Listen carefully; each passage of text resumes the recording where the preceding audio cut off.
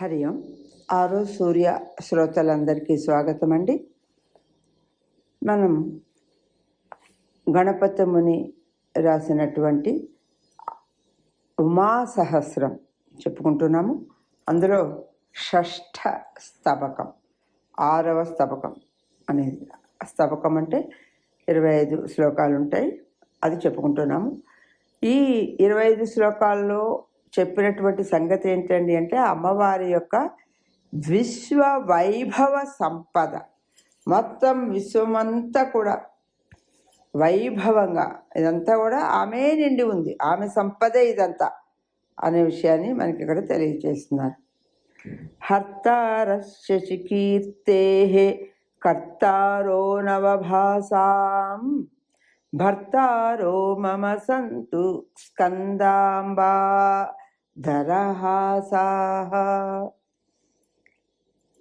ఇది ఇక్కడ అమృత కిరణుడు అయినటువంటి చంద్రుని కంటే ఆహ్లాదకరమైనటువంటి నవ వికాసముతో ప్రకాశించుచున్న పార్వతీ మందహాసములు నన్ను పోషించుగాక అని చెప్తున్నారు.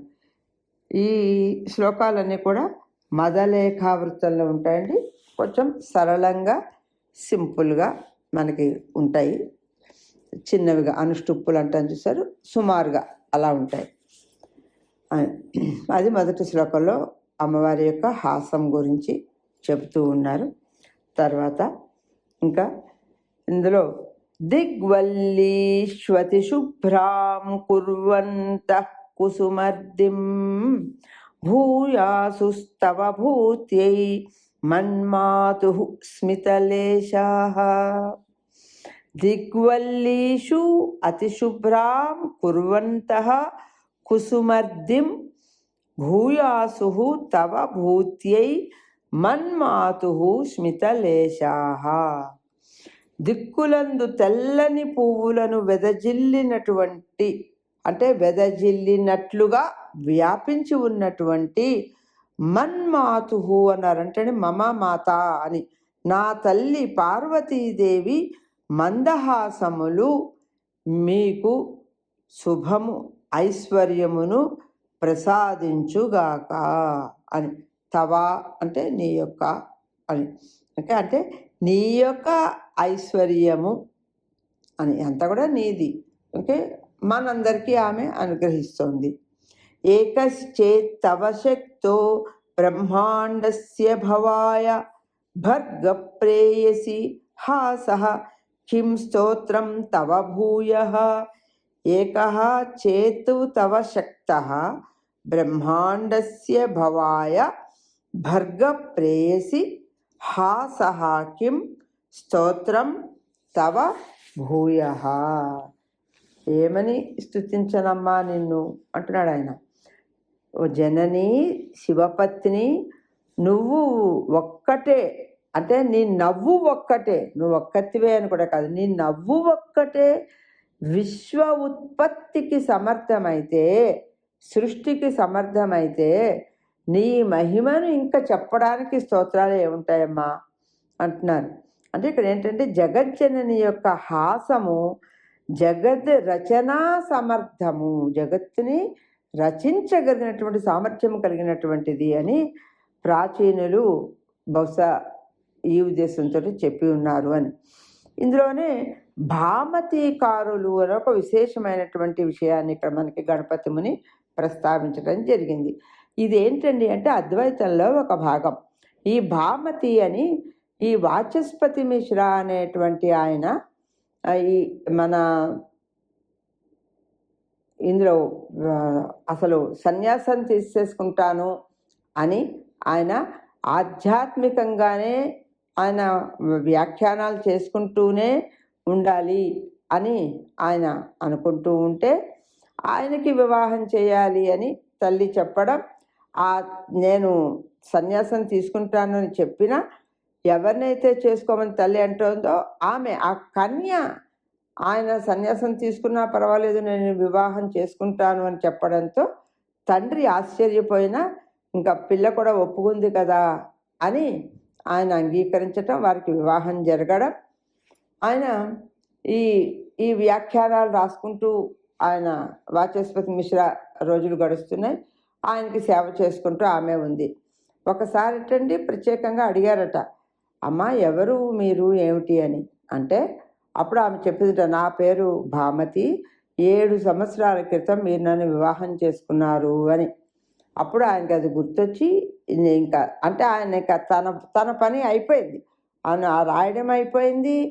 ఆయన ఆ బ్రహ్మసూత్రాలకి వ్యాఖ్యానం రాద్దామనుకున్నారు. ఆ బ్రహ్మసూత్రాలకి వ్యాఖ్యానం అయిపోయింది. ఆయన అయిపోయి ఇంకా ఆయన తనువు చాలించేస్తారని ఆయనకు తెలుసు, ఆయనకి వెళ్ళిపోతారు అని. అందుకని ఆయన, వెళ్ళిపోతే నువ్వు ఎలా ఉంటావమ్మా అంటే, ఇప్పటిదాకా ఏ శక్తితో ఉన్నానో అలాగే ఉంటాను అందుట.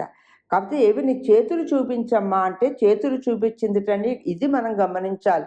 ఆ చేతులు చూసి ఆయన గుర్తుపట్టాడండి. అప్పుడు గుర్తొచ్చింది, ఈమె వివాహం చేసుకున్నాను అని. చేతులు చూడటం ఏమిటండి అంటే, ఇన్నేళ్లుగా ఆయనకి ఆహార వ్యవహార ఇంకా ఆయన మొత్తం అంటే స్నానానికి, ఆయన రాసుకోవడానికి, భోజనానికి అన్నిటికీ కూడా సేవ చేస్తున్న కరములు ఇవి, చేతులు. అది చూసి ఆయన అసలు ఇంత నిస్వార్థమైనటువంటి నిష్కల్మషమైనటువంటి ప్రేమ ఆమెకి ఉంది తన మీద అని ఆయన గ్రహించాడు.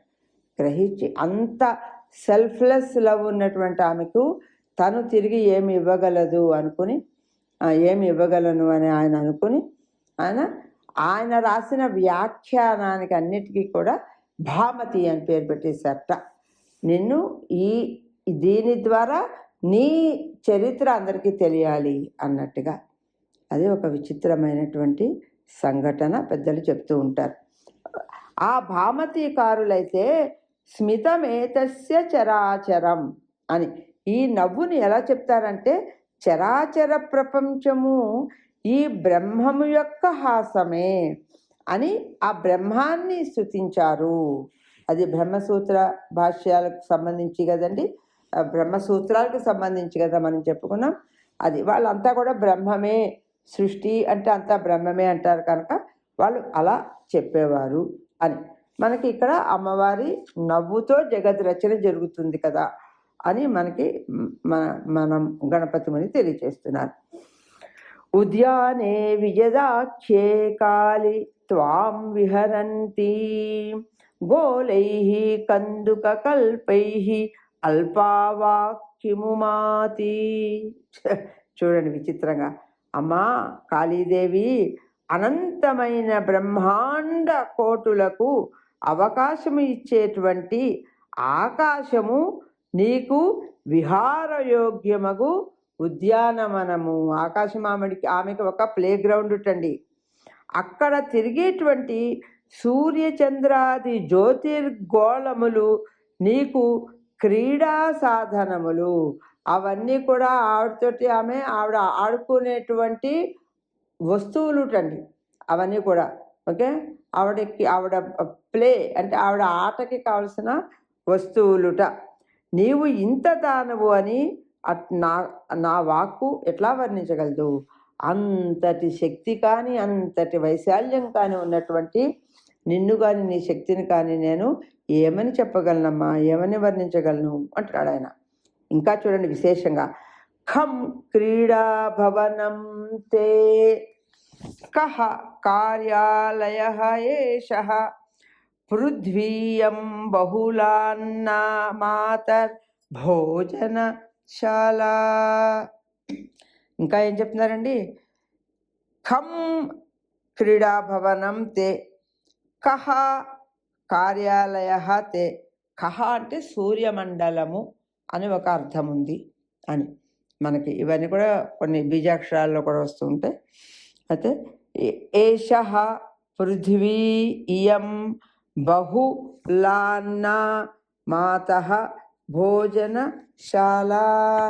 ఇప్పుడు ఇంకా ఈ ఒక్కొక్కటి ఈవిడికి ఏమిటి అమ్మవారికి అని చెప్తున్నారు. బహుళ అన్నా అంటే అధికమైన అన్నము. అన్నము అంటే ఒక భోగ్య సామగ్రి అని ఒక ఇక్కడ అర్థం తీసుకోవాలి మనం. అంటే ఇవి ఏమిటండి ఈ 3 ఆవిడికి అంటే ఆకాశము విహార స్థానము, ఆదిత్య మండలము జగత్కార్యములు నిర్వహించు స్థానం. జగత్కార్యం అంటే ఏమనుకోవాలండి మనం? ఆఫీస్, అమ్మవారి ఆఫీస్ అనమాట, కార్యాలయం. నిర్వహించు స్థానము, బహు విధములైనటువంటి భోగ్య వస్తువులు కలిగినటువంటిది ఈ భూమి. ఇంకా లగ్జరియస్ లైఫ్ కావాలి అని అమ్మ అనుకుంటే, అది భోగ్య వస్తువులు కావాలి అంటే ఈ భూమిటండి. ఇది భోజనశాల అని. ఇది అంటే ముందు శ్లోకంలో కేవలం క్రీడాస్థలం అని చెప్పారు.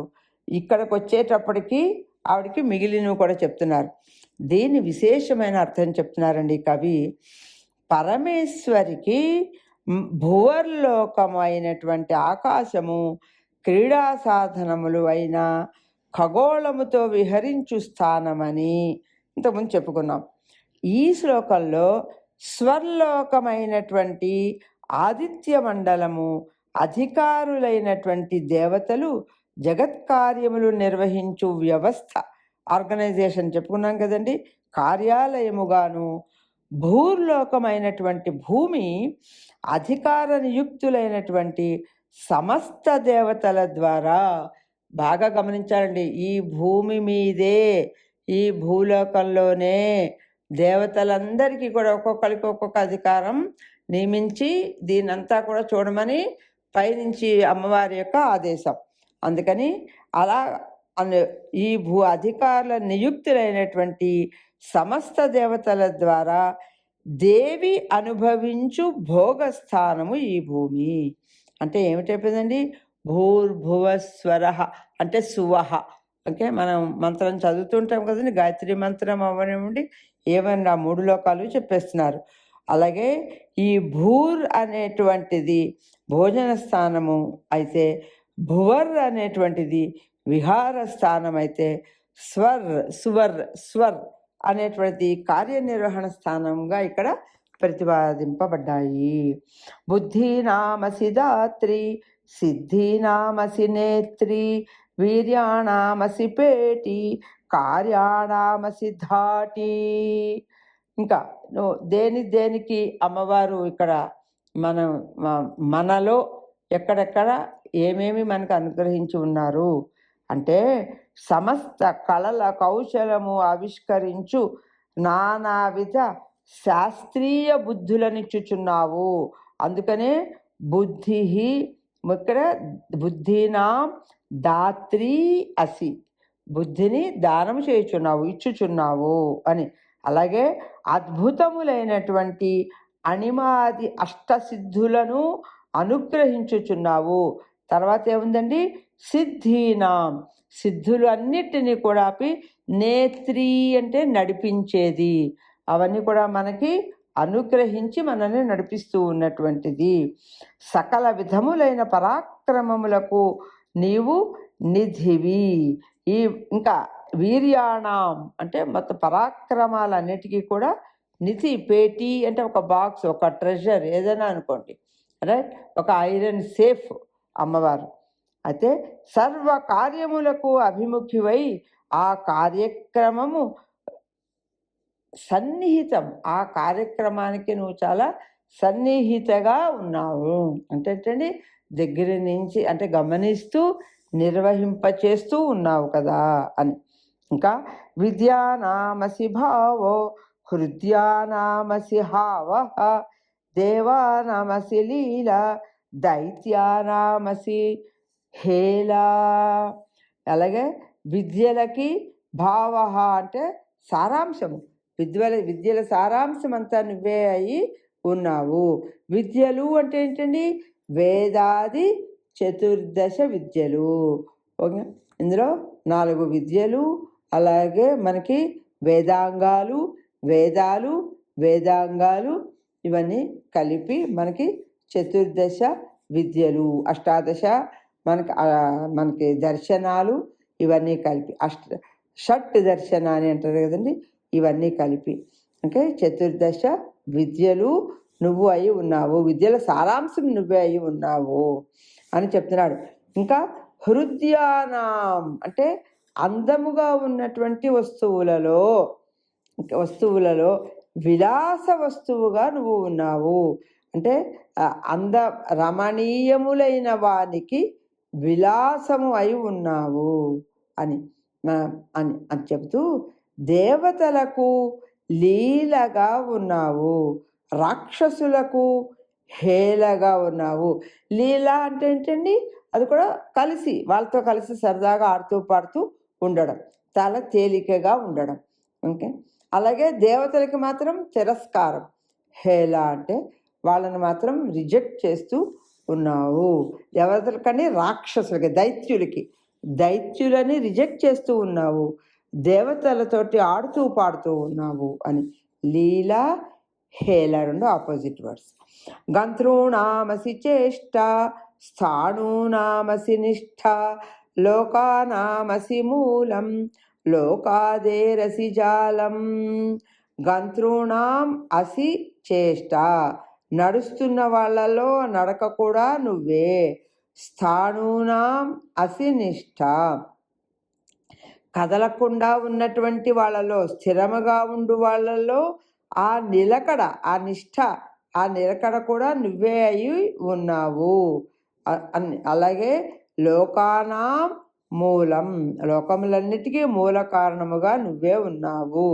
అలాగే లోక ఆదేహే, లోకములకు ఆది అయినటువంటి, మాయకమైనటువంటి అంటే జాలం, కారణముగా కూడా నువ్వే ఉన్నావు. అంటే ఇక్కడ అది అంటే ఉత్పత్తికి మాయామయమైన కారణము అని గ్రహించవలెను. ఈ ఉత్పత్తి అంతా కూడా మాయా అని అంటుంటారు కదండి. దానికి కూడా కారణం నువ్వే అయి ఉన్నావు. దేవి వ్యాపక తేజ శక్తిస్తత్వ విచారే, అత్యంతం సుకుమారి నారీ మూర్తి విచారే. వ్యాపక తేజశక్తి అంటే వ్యాపించేటువంటి తేజోరూపిణి అయినటువంటి శక్తివి. అంటే సరిగ్గా నీ గురించి ఆలోచిస్తే అమ్మా, భగవతి రూపము సర్వవ్యాపకమైన తేజశక్తియే ఆమె రూపం.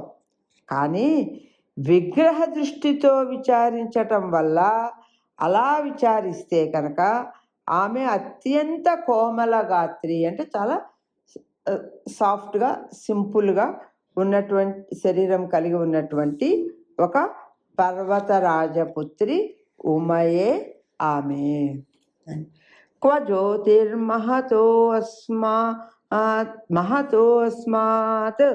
ఆకాశాదపి భూయః తత్సర్వం వినయంతి తన్వంగి క్వను నారీ. ఇక్కడ జ్యోతి మహతః అస్మాత్ ఆకాశాత్ అపి భూయః తత్ సర్వం వినయంతి తన్వంగి క్వను నారీ. సర్వవ్యాపకమైన ఆకాశము కంటే, అంటే అస్మాత్ ఆకాశాత్ అపి అని, ఓకే, మహత్తరమైనటువంటి జ్యోతి ఎక్కడ, అంతకంటే గొప్ప జ్యోతి ఎక్కడుంటుంది, తేజస్సు ఎక్కడుంటుంది? ఆ జ్యోతినంతటిని జగత్కృత్యమునకు వినియోగించుచున్న చిన్న దేహము గల స్త్రీ ఎక్కడ? అది అంటే ఒక చిన్న దేహంతో ఉన్నటువంటి స్త్రీగా, అంటే ఒక విగ్రహంగా కనుక మనం అమ్మవారిని అనుకుంటే ఆమె ఎక్కడా, ఆ శక్తి ఎక్కడా అని. అంటే భగవతీ శక్తి ఊహకి అందనంత మహత్తరమైనది అని భావము. అంటే ఇక్కడ మనం కొంచెం ఆలోచిస్తే, ఒక విగ్రహంలో, ఒక చిన్న బొమ్మలో అమ్మవారు ఉన్నట్టుగా అనుకుంటే మనం అక్కడికే పరిమితం చేయకుండా ఆ శక్తి సర్వవ్యాపకము, అన్ని చోట్ల మనం దాన్ని చూడగలగాలి అనేది మనం గ్రహిస్తూ నిత్యం మనసులో పెట్టుకోవాలి అనేది ఇక్కడ తెలియజేస్తున్నారు. దేవేంద్రాయ విభుత్వం సూర్యాయోస్రసహస్రం ఊష్మాణం దహనాయ జ్యోత్స్నామోషధిరాజే. అంటే దేవేంద్రునికి ప్రభుత్వము అంటే ఈశ్వరత్వము, విభుత్వము అంటే నాయకత్వం, సూర్యునకు 1000 కిరణాలు, అగ్నికి వేడి, ఓషధులకు ప్రభువైనటువంటి చంద్రుడికి వెన్నెల, ఇవన్నీ కూడా ఇచ్చేటువంటిది నువ్వే కదమ్మా అని ఇక్కడ మనకి తెలియచేస్తున్నారు. వాతాయామితి వీర్యం విస్తారం గగనాయ సాంద్రత్వం వసుధాయై తోయాయ ద్రవభావం. దేనికి ఎటువంటి గుణం కలిగి ఉందో ఇక్కడ మనకు చెప్తున్నారు చూడండి. వాతాయ అమిత వీర్యం అంటే వాయువుకి అపరిమితమైనటువంటి బలం, విస్తారం గగనాయ ఆకాశానికి ఎంతో విశాలత్వము, సాంద్రత్వం వసుధాయై భూమికి సాంద్రత్వం అంటే ఘనత్వం, అది గొప్పతనం కానీ గట్టితనం కానీ ఏదైనా మనం ఇక్కడ తీసుకోవచ్చు. తోయాయ ద్రవభావం నీటికి ప్రవాహం, ద్రవభావం, ఈ గుణములు ఇచ్చింది కూడా నువ్వే కదమ్మా అంటున్నారు. మహాభాగ్యమపారం కోటిభ్యో విబుధానాం చిత్రాః కాశ్చన సిద్ధీః లక్ష్యేభ్యో మనుజానాం.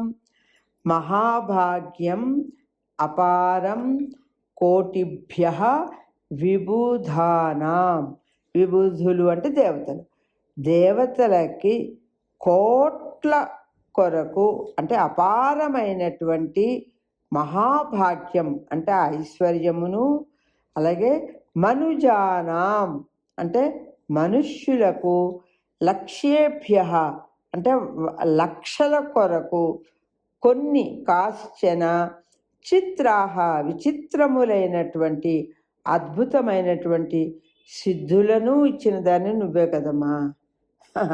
అదిటండి, కోట్ల కొలది దేవతలకు అనంతమైన ఐశ్వర్యాలు ఇచ్చావు, అలాగే లక్షల కొలది మానవులటండి, ఆమె ఇచ్చింది లక్షల కొలది మానవులకు అద్భుతమైన సిద్ధులను ఇస్తున్నావు, అది కూడా నువ్వే కదమ్మా. ఇంతకుముందు మనకి చెప్పిన దాంట్లో వాయువు, భూమి, ఆకాశం, ద్రవం వాటికి ఉండే గుణాలు చెప్పారు. ఇప్పుడు దేవతలకి మనుషులకి కూడా అమ్మ అనుగ్రహించే శక్తి గురించి చెప్తున్నారు. ఇక్కడితో మనం 13 శ్లోకాలు చెప్పుకున్నాం, అర్థం చేసుకుందాం, ఆచరిద్దాం. స్వస్తి.